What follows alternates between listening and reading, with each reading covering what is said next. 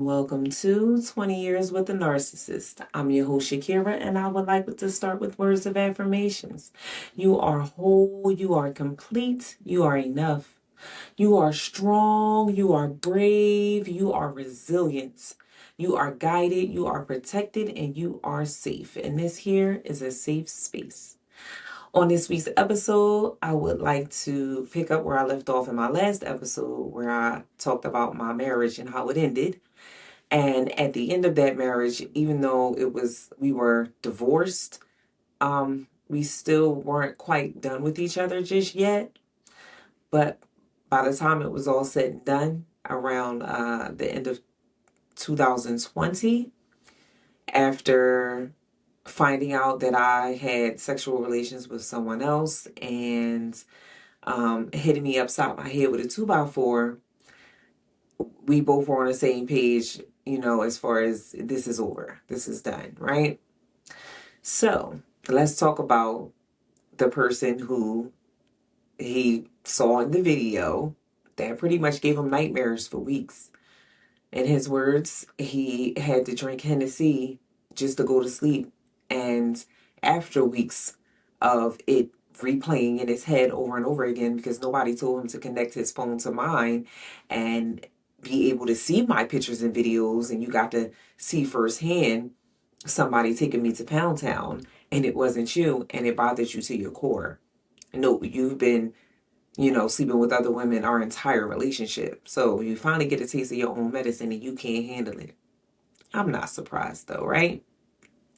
So in December of 2020, um, I just so happened to be, a part of a group of people who are free. I'll say it like that because it's in I don't even want to call it an organization, but it is called the lifestyle. And if you know, you know. But to be a part of the lifestyle these are adults who partake in sexual relations with other adults, with their permission, with boundaries in place and all the things, right? So since I had gotten to a space where, I felt like I was done with men, like I'm just over you guys, I'm gonna treat y'all how y'all treat us, and I'm gonna use you for what I want to use you for, and then I'll be on my merry way. And if you know, can't take care of my needs the way they need to be taken care of, then it'll be a one and done, and you'll never see me again. So me and my former best friend had decided to go and see one of these gentlemen that was a part of the lifestyle. He very attractive young man. At the time I was about 34, 35. He was about 39.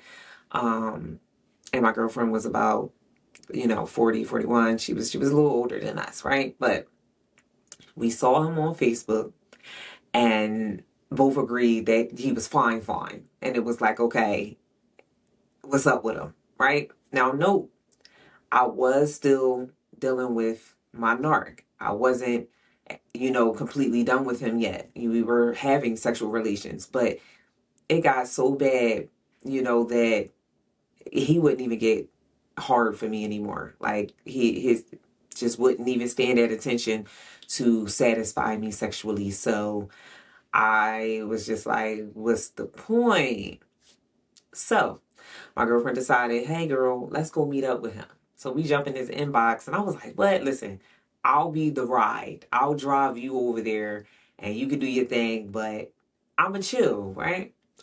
So we head on over there. We get there. Now, no, I'm at work technically, and I'm telling on myself right now because we're not supposed to take the tablets from work, but I don't even work for this company anymore.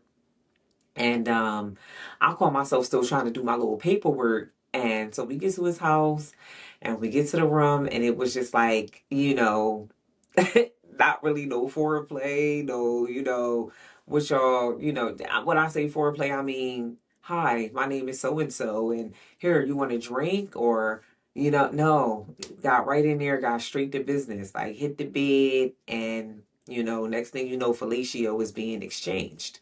So, as the fellatio was, being partook in, I was invited into, the situation as well. And I'm just over there in my little corner trying to do my paperwork, just peeking over, just kind of, I'm just thinking me as a fly on the wall. Like, I'm not even here. Nah. It just couldn't even go down like that. No, my girlfriend pulls me in like, girl, get over here. You gotta come get some of this. And I'm just like, oh my goodness, peer pressure plus, curiosity, some other things led me right on over to that bed. Full transparency, I had just had sexual relations with my narc earlier that day. Yeah, I think he actually like kind of put some hickeys on my neck and everything. So I really wasn't trying to partake, but let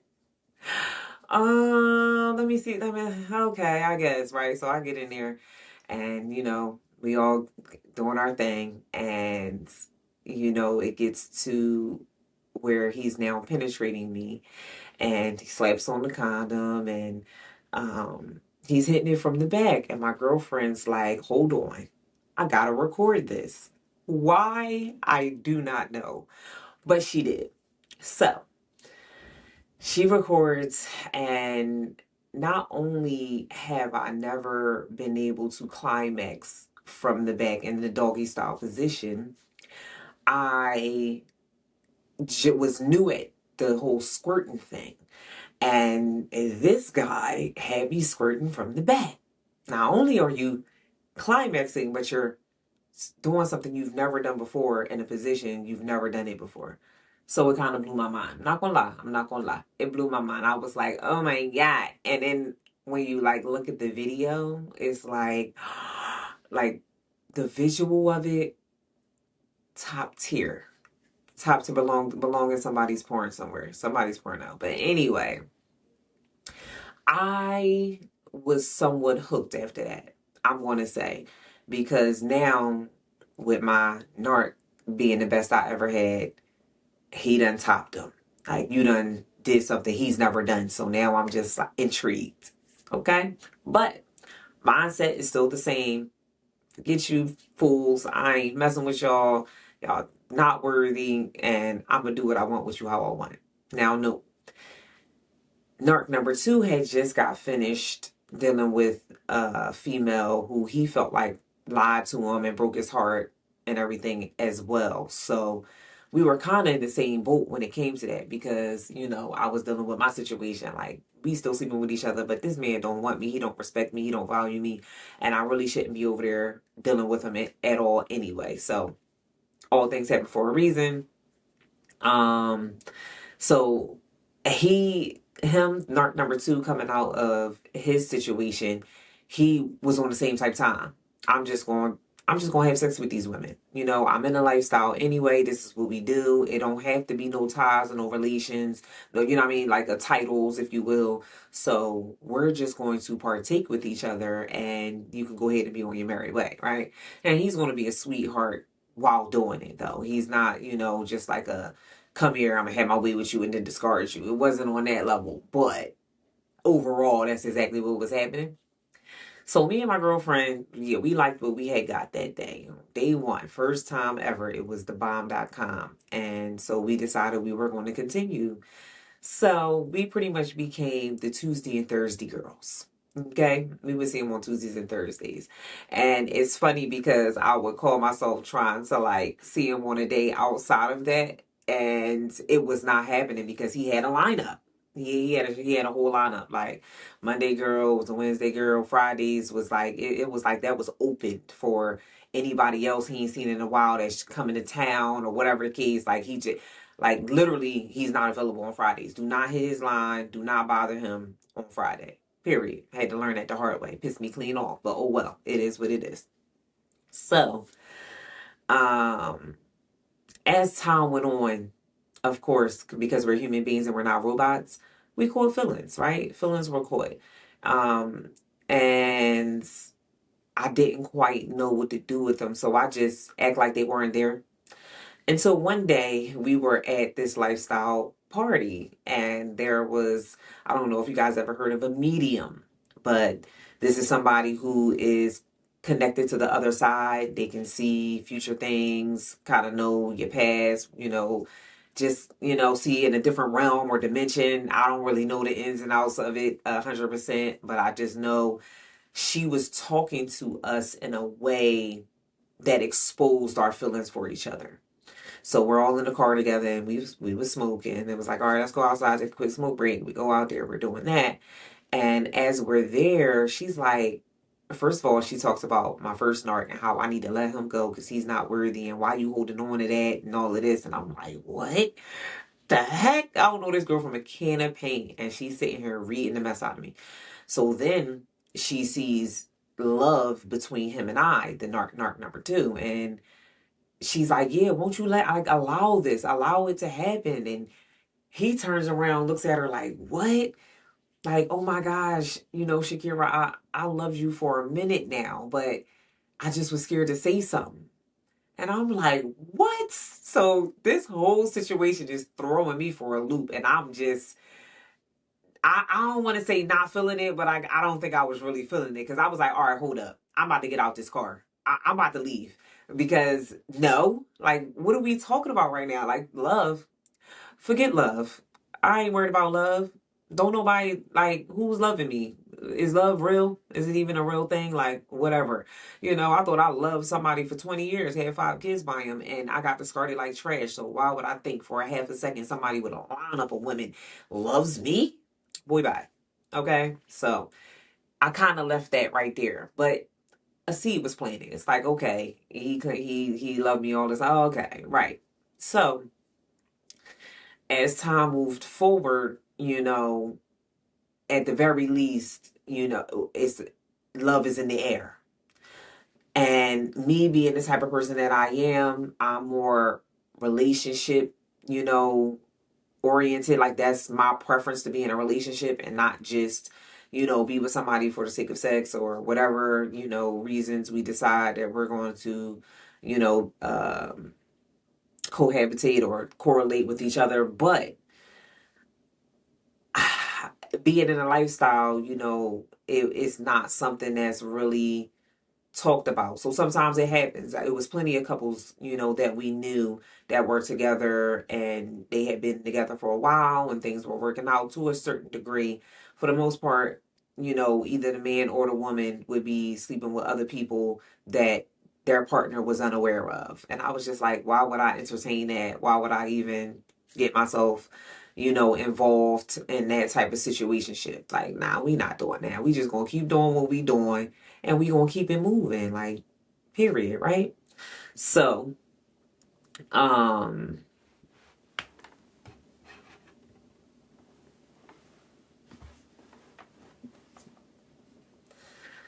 so, uh, at some point, I eventually wanted more. It was like, all right, Shakira, what are we doing? This not even us.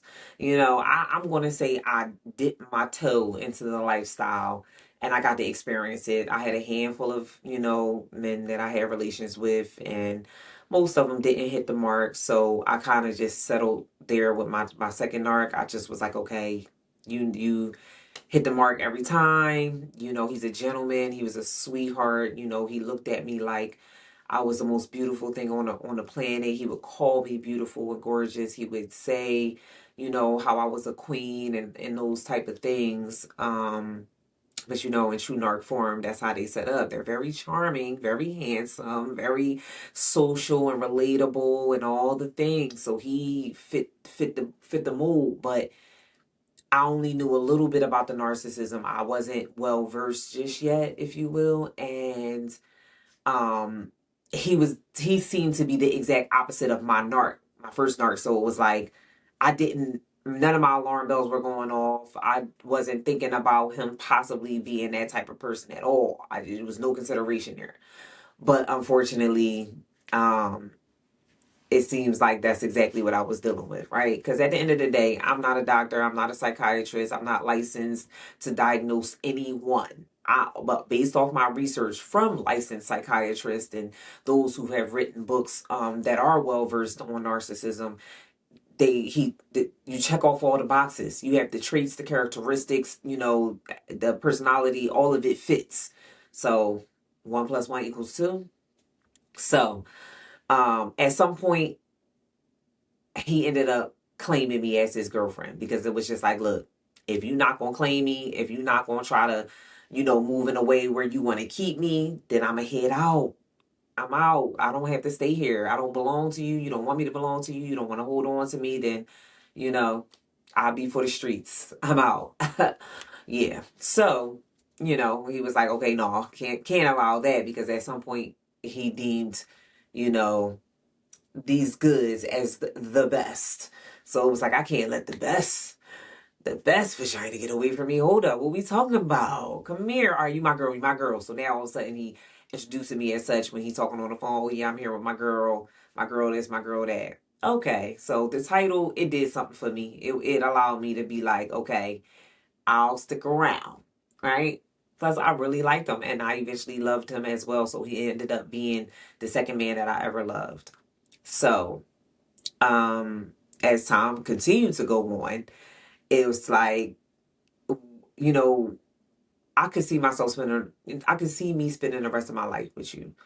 And, but do you feel the same way? And it would be like, yeah, but, and it was like such a strong and hard but.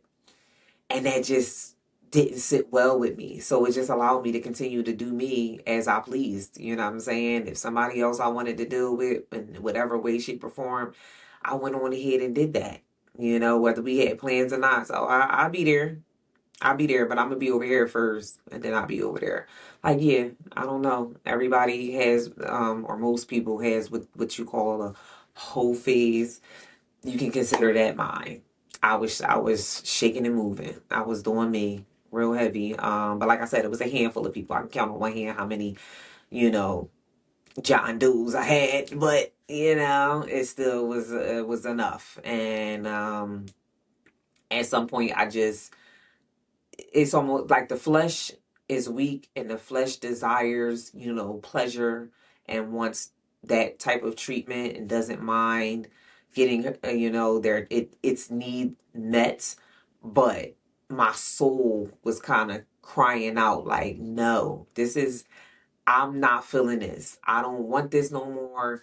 We experienced it, no regrets. It is what it is, but I don't want to be a part of this anymore. Like I was so much so a part of it that my former best friend, she became a dominatrix or and she had submissives and I was one of them. I decided to become one of her submissives and so I would literally have to ask permission to go to one of the, lifestyle parties. Most of the time she would you know, come with me. She was, it was almost like she was my bodyguard. Like, I got to make sure you safe. No, I got to make sure everybody respects your boundaries. Nobody takes advantage of you, disrespects you in no type of way. Like, you belong to me. And be that as it may, is my job and my duty to protect you and make sure you're good. And she did that very well. So much so sometimes we got kicked out of some places because if they crossed any type of lines in which she was barking at them like like a dog, like a big dog too. Like she would have heterosexual males like like hold up, who this chick think she talking to? I know she ain't talking to me like that in my house. Oh, you got me all the way chopped and screwed. Y'all gotta go. Well, it would be like you gotta go, but we were together, so it'd be like, all right, Shakira, let's go. We out. Like, but I don't want to leave. Like, I was having a good time. Why you had to act the fool? Why you had to get all crazy on him? Dang. You know what I'm saying? So sometimes her personality was just strong. She had a strong personality and, just straight, hetero males, they just alpha males, I'll say they would not deal with her at all and they would dismiss her real quick.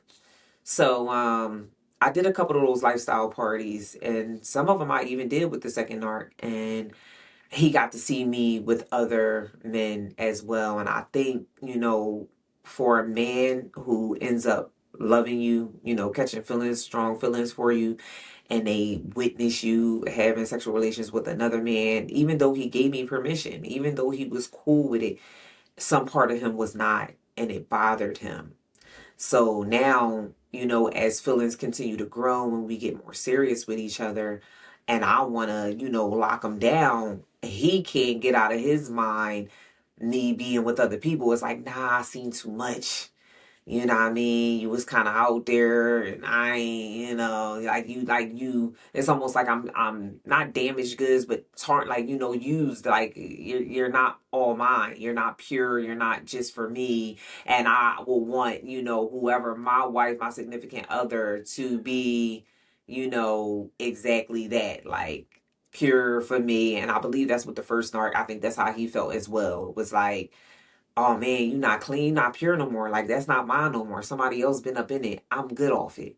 So even though the second narc was very willing to still be all up in it, he I wasn't wifey material. You're not good enough to be my wife. And then, having dealt with other women who have disrespected him, cheated on him, did him dirty in whatever type of way, he now has trust issues. And I really believe those trust issues stem from his mom. I got to witness him talk to her in the most disrespectful way. And they kind of say, like, if look how their relationship is with their mom. If it's a poor relationship with the mom, 9 times out of 10 they're not going to treat you with the respect that you deserve.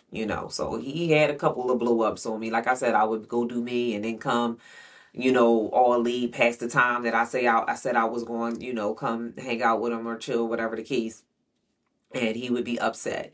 So I get there, he been drinking because he is a mild alky, and now he's like unloading on me, like, yo, I know you was somewhere else. Where was you? Like, it's like he knew, he felt it in his bones. Like, I know you was with somebody else. I know you was somewhere else. Like, just keep it a being with me. Because at first I would try to deny it. Like, man, you tripping. I was just doing such and such, or I was over here doing it, or whatever the case. And eventually he would get so irate and belligerent, like yelling, cussing, punching the wall and all kind of nonsense, that I would be like, okay, okay, okay. You know what I mean? Or I gave him head. All I did was give him head. And that wasn't always all the way true. No, we got it into. But it wasn't satisfactory. I mean, it was just something fun to do. And I knew I was coming over here, and I know that you was going, fully take care of me the way I need. So I did my little, let's call it foreplay, real quick. I had a little pre-game. We call it I was pre-gaming. But you are the game, baby. You are the end all be all. Like the way I used to stroke his ego, like, baby, you are it. Because you could tell him he wasn't, okay, the Aries that he is, all the way full of himself. Very grandiose. That is a very, clear characteristic of a narcissist. Very grandiose. He would be like, look at me. Look at me. Who wouldn't want me? Are you serious? You with him? Oh, him over me? Are you serious? Like he would be appalled at the person that I would say that I did something with, and came over here after the fact. Like, you got to be kidding me. Like, you got to be kidding me. Like, there's no way that you was over there and you chose him over me. And I ain't choose him over you. I went there first and then I slid over here. That's all. You know what I'm saying? So, that was a back and forth. 6 months would go by and he would get too emotional. He would, be calling me back to back. He would be upset that I didn't arrive at a certain time. Sometimes my kids would be with their dad, with my narc, the first narc, and I would be on my way to his house and he would call me like, nah, you gotta come back and get him. Like, nah, because he was dealing with other females who were immature and they would want to be pop and fly around our kids. And it's like, nah, I'm not going to subject my kids to that. So unfortunately, I know you had plans tonight, but I'm gonna need you to come back and get our kids, baby. I'm gonna need you to slide on back. You know what I'm saying? So be quiet. So I would have to turn around and go back and get the kids, and now our night is ruined. It's blown. And it would be so unfortunate because we both were looking forward to it, to the 10th power, but unfortunately, my kids come first. You know what I'm saying? So at some point I thought it was the kids. I'm like, you don't want to be with me because of the kids. And he would keep saying like, no, it's not the kids, it's not the kids. But still to this day, some part of me don't believe that. Like, I believe the kids play a part, because at the end of the day, we're a package deal. My kids live with me. If we're going to be together, if we're going to be serious and get married, if you will, like, the kids are a part of that. They're going to be, in the wedding or a part of the ceremony, and we going to live together eventually, right? The kids is going to be there. They're going to look up to you. They're going to probably come to you for advice. Like, you ain't got to fully take care of them because their dad is alive. I mean, he's taking care of them, for the most part. So I don't need you to do that. But at the end of the day, the kids are still a part of the deal. And I don't think both his kids is grown, or at least older, way older. And it's like, you got little ones, and I ain't really trying to deal with that. I'm trying to be a little bachelor and everything like that. I don't, you know what I mean? That's great. So, um, I mean, at the end, because we went on pretty much up until recently, and I want to say I've severed that tie, because I truly have to do something I've never done, and that's just sit still, listen to God, respect myself, respect my body, and not allow nobody else to defile it in any way, shape, or form, and wait for my king, and wait for the man that God has for me, because I believe he exists with every cell in my body. I want him. I yearn for him. I would love to have him, but I need to get so okay with being without a man and being just with Shakira and loving me enough that even if, God forbid, he never comes in this lifetime, I'm okay with that. I'm okay with that. I will survive. I will live. I'm still going to live a full, happy, amazing, healthy life, even if I don't have a man in it. But I would love to have a man in it. Having a man, God created Adam and Eve. We were supposed to be together. He created Eve because Adam was lonely. So I don't think Eve was supposed to be lonely and not have Adam. Nobody's supposed to be lonely. Like, what are we talking about? No, come here, King. Let me sit down, get on this celibate train and lock down your goods and preserve them for you. And that's just what I got to get to. But like I said, the flesh is weak, and it wants to, be pleased. It wants to be touched and caressed and embraced, so it feels like a void, or something's missing, or like something I'm lacking. And this is why I start off with the affirmations at the beginning and say how you're already whole and complete and enough without anything or anybody else outside of you. You are already whole, complete, and enough. You don't need somebody to complete you, to make you whole, to make you feel like you're enough. You don't need that. You don't require that. And it's something that you gotta like rehearse in your mind over and over and over again over time to believe it, because you got to believe it. And once you believe it, once you own that and say, yes, God, you know what, I am okay with that, I am whole, complete, and enough. I would love to have a husband, a man that loves up on me as much as I love up on me. But if God forbid he does not come, and I'm okay. And that's really where I believe you got to get to. So, just having sex for the sake of having sex and busting a nut is no longer satisfactory or fulfilling to me. I don't want it. I don't. I'm good off of it. I want real, true, genuine, sincere love. And if that's not what you coming with, and all you want to do is get in between my legs, it's not gonna happen. No, I'm good off you. No, that's okay. And hey, you at a stage in your life where that's all you need. That's all you want. You here for a good time, not a long time. I respect that, especially if you leading with that and you're not trying to, you know, put on a mask and act like you want a relationship just to get me, knowing full well you don't want that at all. And as soon as you get what you want for a time, you're going to discard me like trash as well. So you gotta allow time to go by to really get to know somebody, for them to be able to drop that mask, and you see them for who they actually are to determine whether or not they're worthy of getting your goods. And this will be something that I've never done before. So here I am. Wish me luck. you know? Cause yeah, it was just a lot of back and forth, in and out with the second narc. And soon as we would sleep with each other again, it's like all those feelings that we had would reignite, and we'd be right back where we was before I skated off the last, and it's always me leaving.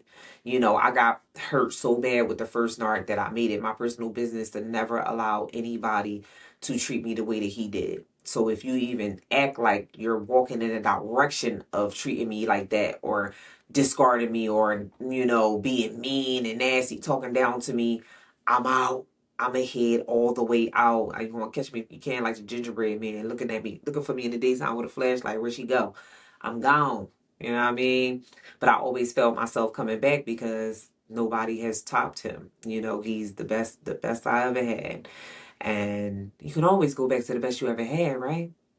So finally, this year, when I call myself sliding on back after dealing with the last couple that I dealt with, and I'll get to the story about them in a future episode.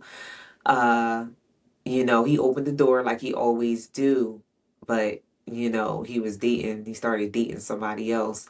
And I believe, he requires somebody who has never been in a lifestyle, who don't even know what the lifestyle is, somebody that he considers as pure, and you're all for me. I don't have to worry about somebody that I know saying, "Oh yeah, I had her." You know what I'm saying? Because they had.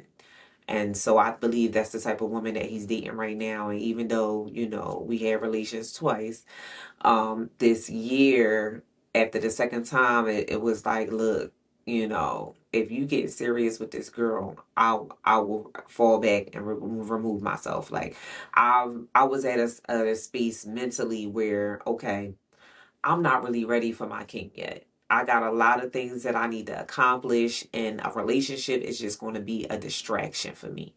But if I can at least satisfy my flesh, get my needs met, with one person that I feel safe and comfortable with, and know mentally and emotionally this is all it is. We've been doing this for years now, 2020 to 2026, and it's not going to elevate and grow into what either one of us really, wouldn't mind it being. So having a full understanding of that, I could come into this situation knowing like it ain't gonna be no more than this. This is all it's gonna be. But I'm okay with that. Let's just at least do this. And his whole stance was like, no, we should, maybe we should just take things light. And I didn't really all the way know what that meant. But I'm like, okay, you ain't never say nothing like that before. And then even after the first encounter that we had, he kept saying, well, I know you're gonna leave tomorrow. I know you gonna just stop calling me and you gonna be done with me by tomorrow. Next week you gonna be done with me, right? So it's almost like he waiting for the shoe to drop. He waiting for me to be like, okay, this was fun. See you later, bye. And he don't even wanna get his emotions involved and, you know, get back to where we always end up getting to just for me to leave him high and dry yet again. Like I've done it at least 4 or 5 times. Like I would 6 months, like I said, 6 months, a year, sometimes like a whole year would go by before I talk to him. And I would, hit him up like, hey, how you doing? Can I see you? You know what I mean? And we jump right back in like we never left. But this last time it was different. And I said, okay, good. And it's so crazy how I keep saying that the narc has to be done with me in order for us to be done with each other. Like, my first narc had to see that video of me and the second narc to be like, oh my God, messed them up mentally. I'm good off her. So now you don't even mind hit me upside my head with a stick to take back all your pocketbooks because you're done with me. And that's what it took because I didn't even believe him. Like when he saw the video, he was like, oh, it don't seem like it right now, but we're done with each other. And I was like, yeah, right. Like, come on now, this is our cycle. This is what we do. Okay. All right, if you say so. That was calling his bluff. Like, nah. But then you hit me all side my head and everything, and I was like, oh yeah, nah. Oh yeah, this is done. You know what I'm saying? And then icing on the cake, the slashing of, of my tires and the spray paint on my window. And he not even caring which one of his girls did it. Like, who did this? I know you know who did it. I know they called you and told you I'm about to go do this to your wife. You know what I'm saying? And or your ex, because we was divorced. I'm about to go do, and you just was like, oh well, do what you got to do. You just didn't care. No, this is the vehicle I'm getting your kids around and getting back and forth to school and all, going to the grocery store and taking them to doctor's appointments and everything. And you gonna let a chick come and disrespect me in this manner? We divorced, but I'm still the mother of your kids. Like, it just was trifling to me, but but it, like I said, it really took for him to be done with me, and then he disrespected me in a way that made me say, oh, okay, I got you, we are done, for it to happen. So I think it's the same thing that's occurring with the second arc, where he's like, okay, I want to get off this roller coaster ride. I don't want to keep, opening up my heart, and then you leaving me. Now I gotta put myself back together, sew my heart back up because you done ripped it in half. You know what I'm saying? And it's so crazy though, because I only leave because you don't want to keep me. I just want you to keep me. I want you to hold me and love me, and let's do this for the rest of our lives. But you don't want that, and it would piss me off, and I would just feel like a piece of meat, a piece of tail that you was chasing and got when you wanted to, when you felt like it. So here I am calling, trying to see what's up, and you like, oh no, I got plans tonight. Oh no, I can't go. Oh no, I can't do that. Sorry. But maybe we can get together next week sometime. And I'm like a dog in heat, like, next week. What do you mean? Like, come on, you can't just slide me in real quick. Nah. And I don't like that yearning for something and then I can't have it. That feeling right there, that letdown feeling of not getting what you want, it destroys me. It make me feel like I can't breathe. And I'm not about to let no human being on this planet make me feel like that. So the next person that's getting these golden yams is going to cherish it, is going to love up on it every chance they get. They're going to respect it and give it to me if and or whenever I want. Because unlike women, men don't get periods. So you don't have a reason unless you're, disabled. God forbid you got some type of injury or something that's preventing you from taking care of my needs. Otherwise, you come here. I don't care what time of day it is. I don't care what's going on. Soon as you finish whatever meeting you in, soon as you get off of work, soon as you finish your gym, I'm not stopping you from living your life and doing what you need to do, but pencil me in. You know what I mean? And if you love and care about me, you're going to make sure you do. And then you're going to get pleasure out the deal as well. So why wouldn't you? You know what I'm saying? I'm going to wait for him. I'm going to wait for that guy because he exists out here for Shakira. He definitely does. And I'm so okay with that. So like I said, this second arc was completely opposite of my first. My first was non-affectionate. He despised, public displays of affection. You know what I mean? PDA was not his jam at all. Where, the second arc was like, baby, come here. The way he would caress my face and kiss me and love up on me was amazing. Neither one of them really wanted to give me massages because I'm a massage fiend. I need my body rubbed down. And it was very limited there. But he talked to me nicely. He called me beautiful. The first narc never really did. He would belittle and degrade me and talk down to me and tell me what he didn't like about me. The first narc. Second narc would be, I would be in the gym like, yeah, I gotta get my booty bigger. I gotta do this. I gotta get my stomach flat. He'd be like, baby, you perfect the way you are. You don't need to change nothing. Like, that's how opposites they were. And you couldn't tell me like that he was a narc before I realized, oh shoot, you just on a different end of the spectrum because it's levels to narcissism. And he's not the malicious kind that, attacks, devalues, and degrades you. But he did have his moments where he would snap out. And, I got called a couple bitches. I did. But for the most part, I was beautiful and gorgeous and hey love and all of those type of, terms of endearment. And I appreciated it for what it was when it was. But I gotta let that go. So finally, I am free. And I am going to stay this way until further notice. Because I believe that's what's best for me. So I hope that everybody who's watching this, they gain value and they have an understanding that just because somebody is loving and caring and kind and they talk to you nicely and they give you the best sex you ever had, if they don't want to keep you, if they don't want to hold on to you, if they don't value you and see you for the person that you are, you got to let them go. You know what I'm saying? It's a little more to the story with the second narc. But I'm gonna write a book, and I'm gonna need y'all to buy the book to get all of the juicy details that I'm going to put in there. But y'all get the gist of the second love of my life. Patiently waiting for the third. I had a couple relationships after that, and in my next episode, I will jump into the next relationship I was in after my second narc. So, narc number 3. I'd like to thank you all for watching. Remember, you are guided, you are protected, and you are safe.